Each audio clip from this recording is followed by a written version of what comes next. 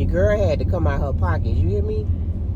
I had to pay $20 an hour. I want you around.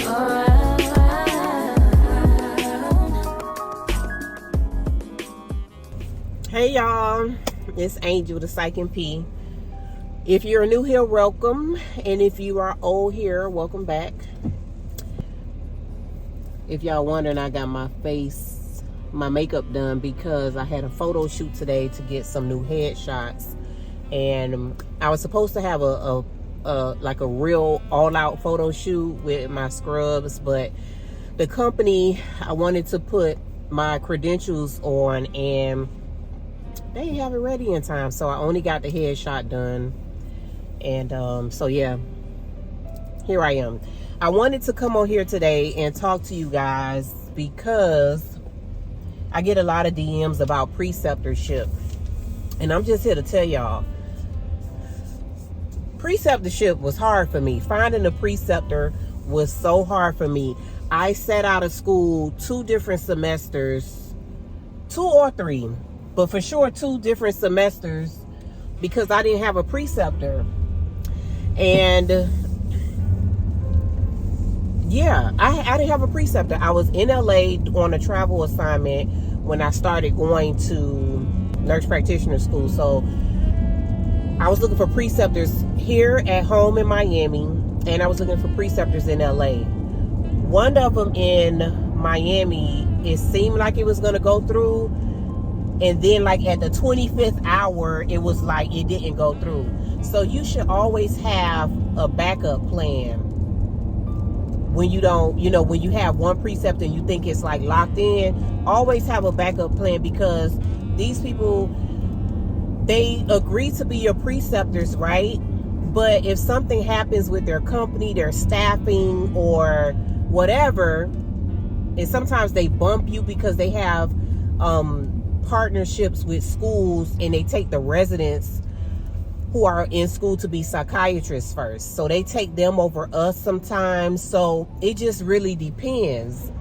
And you could get bumped because somebody is offering to pay. So you got to take all those things in consideration. I will always recommend to have 2, like a solid and a backup plan. Back to the company that I was with, I got bumped in the 25th hour. Like I was supposed to start like let's say May 12th, and like May 5th, she was like, oh, we can't do it anymore. And learn from my mistake, I didn't have a backup plan. So I had to sit out the semester because I couldn't find a preceptor in that time frame to precept me. So I sat the summer out. Mind you, the part that is like the heart-wrenching part about this is like, your mind be set on this graduation date.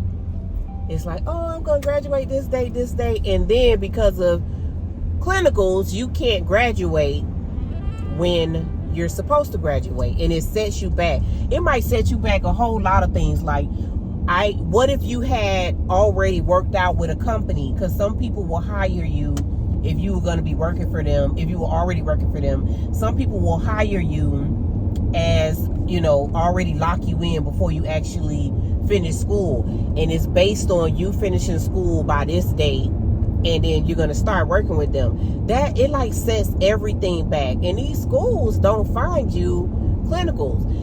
The list that was given to me, everywhere I went on the list couldn't take me. Like everywhere I went on the list. So I just end up ripping the list apart and saying, you know what, I'm going back old school conventional with it, which was I hit the ground. I started pulling up on places in LA, or when I was home in Miami, and I'm like, hey, can you take me? Hey, can you take me? Hey, can you take me? And honestly, none of that even still worked, because it was too many people in between residents and all that.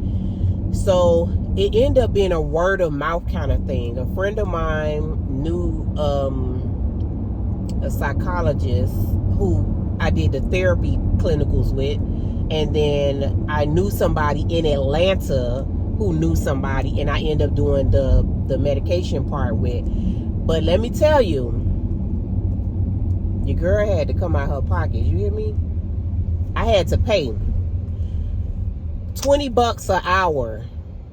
$20 an hour I had to pay for my clinicals.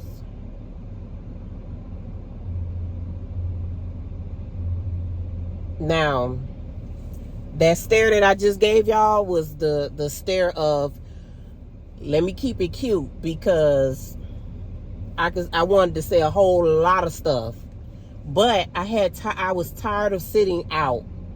I was tired of sitting out, and I had to just do what I had to do. So I made an executive decision to say, you know what, Angel, you're gonna have to pay this. Ain't no more sitting out of school. So I paid it.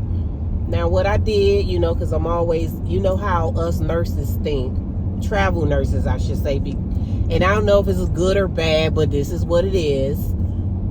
We think like, okay, well, I just need to pick up an extra shift or extra 2 shifts or extra 3 shifts to make that work. Now, I told you I was making really good money pre-pandemic for a travel nurse. So technically, the $20 an hour worked out, I think it was $2,600 per semester with the psychologist. And if I'm being honest, that was 2.5 shifts at the time because where I was working at. So thank you, Jesus, for your grace and mercy over my life. I was blessed, but that was 2.5 shifts. So I just had to work 2.5 shifts. It really wasn't the money, it was the principle of like me being in school and having to pay on top of the thousands of dollars that I was paying to be in school. I had to pay for clinicals. I paid for all of my clinicals. Every round that I had, I paid. But guess what? It's all water under the bridge. And I am here now. I am practicing. I have no regrets from paying, because I probably would have been still around here trying to figure it out. And I gotta say, for y'all who are in this now, post-pandemic, I can imagine what it's like finding clinicals, because people are working like tele-psych and stuff like that. And it's probably even harder to find clinicals now. But if you gotta pay, you gotta pay. You got to pay. Sometimes you got to pay to get what you want in this world. And if you go into these places and you're like, hey, can you precept me for whatever? And they're like, no. Then maybe your approach could be, hey, I need a preceptor. I'm willing to pay something reasonable to get this done. Like, you might have to change your conversation to get what you need. And you know, we pay for everything else we want in this world. And this is, again, I'm not advocating that this is what it is, but if you are somebody who has been sitting out of school a couple semesters because you can't find a preceptor, you might need to take the paid route to find a preceptor. I'm sorry, but that's just the way it is out here in this world, that nobody do things anymore because each one teach one, or Sankofa, when you reach back and bring someone with you. Like, nobody does that anymore.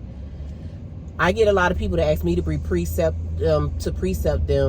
I would do it in a drop of a dime, you know, but I am in the corrections and I can't do it in that setting. I am really working on private practice right now, and I'll be more than willing to take people, but I'm in Florida. I'm like, y'all, if y'all don't live here, me being willing doesn't help you. Oh, let me talk about that too. The medication clinical part of it, I had to fly to Georgia to do that. So not only did I pay to pay the psychiatrist, I also had to pay for flights. I know plenty people who live in Atlanta, so I didn't have to, you know, pay for a place to stay, but I had to pay for a flight. So what I would do is that I would take time off of work, and I would go there for weeks at a time and knock all my clinicals out the way. But that's what I had to do. So when you guys come in my DMs to ask me that, I give you all the best resources I can, but sometimes we got to do the unconventional thing to do, and that's you got to pay for it.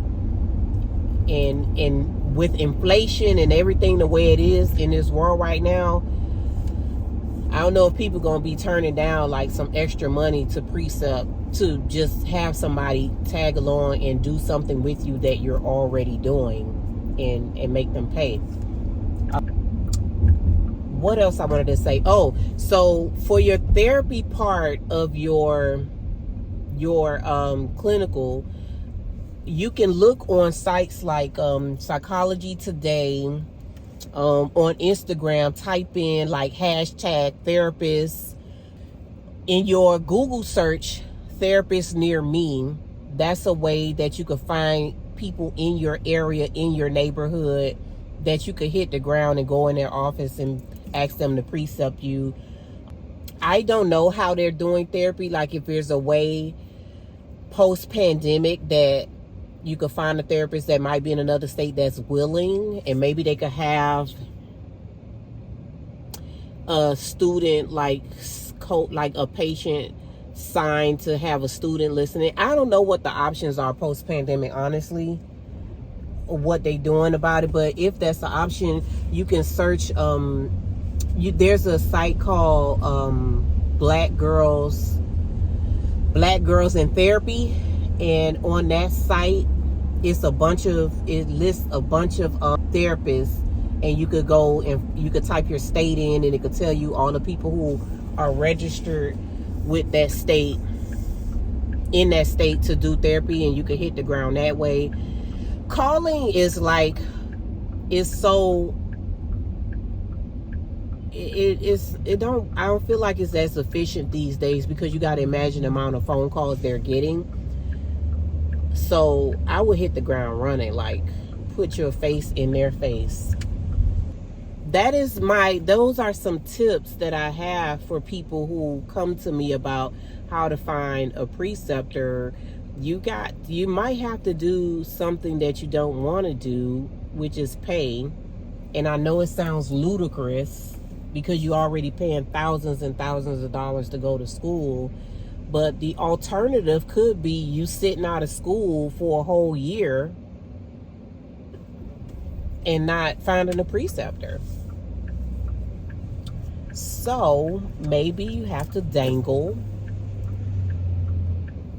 a dollar bill in some of these people's face, like I did. And here I am. So those are some of my tips that I have to find a preceptor, or some things you might have to do to find a preceptor. And if I think of anything else, I will let you guys know. Thank you for watching. Like, subscribe, turn on your notification. It's Angel the Psych NP. Ciao.